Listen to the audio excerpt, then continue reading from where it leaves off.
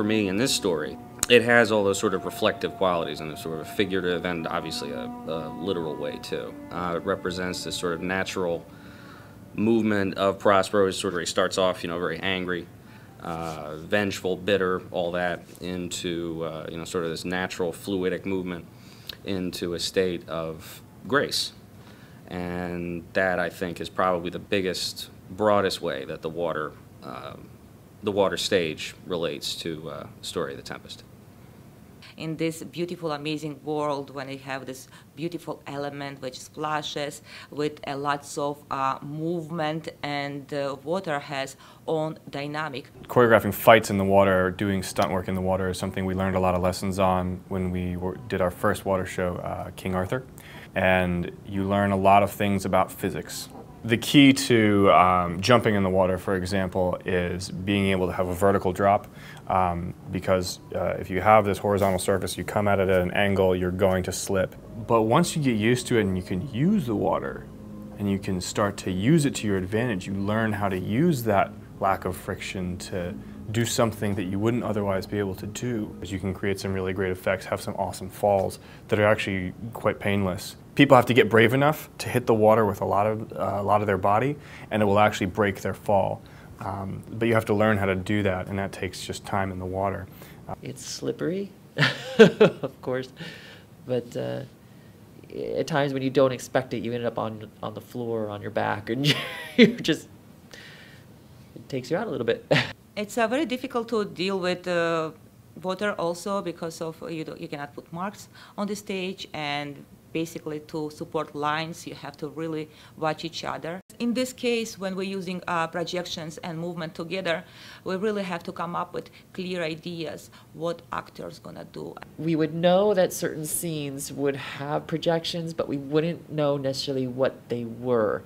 In this case, everything's happening sort of behind this, behind the actors on stage. So you kind of have to know musically and counts so that you match it based on what you're hearing as opposed to what you're seeing. We work with Riki, who is our multimedia designer. She's amazing, and she really pulls out a lot of great material. Riki and me, we really work together what images we can create and what images can be used by some sort of kind of movements. And we create really this fairy tale, beautiful world with this dance and movement and projection put together.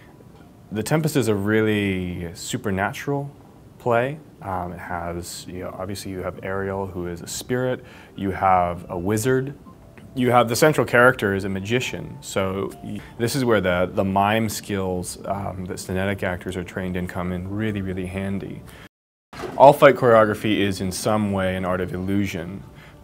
It's about simulating violence, it's about the reaction of the person receiving a blow. And mime is an art of illusion as well, where you create a reaction to an object or a force that isn't there. So when we're using magic, the mime skills of the Synetic actors come in really, really handy, because it allows us to do these sort of powerful movements at a distance and coordinate that to create the illusion of somebody being grabbed from a distance or thrown or struck. The whole company is very collaborative. The way Pat and I work together, sort of streamline the play, break it down into, I guess what you say, probably its simplest parts.